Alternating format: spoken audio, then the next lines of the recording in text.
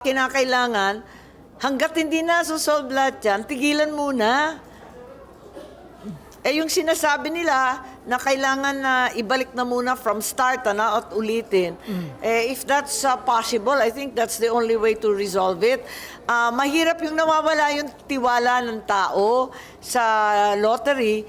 Mas lalong mahirap yung nakakalimutan ng mga pasimuno na yung pangalan nila charity. Dapat ibalik natin yung charity. Ano ba yung mga charitable works na kinakailangan gawin? Wag na yung mga kontratang may anomalya, yung mga software na laging nagkakaglitch, at saka yung mga mahiwagang algorithm na parating ending 9. Ba't ganun? Oo, dapat pakita lahat. Wala namang problema doon. I-livestream na lang lahat at wag sintu-sintu na livestream. Hindi naman ganun kalala yung wifi na eh. Kaya nang talagang tuloy-tuloy. At higit sa lahat, wag naman nakabalot. Nakakaloka naman yun. Yung nanalo na hindi natin alam kung sino, na parang na-photoshop. Totoong tao ba yun?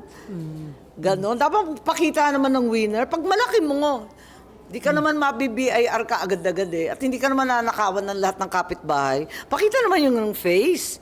Ano ba naman yun? Napaka-weird.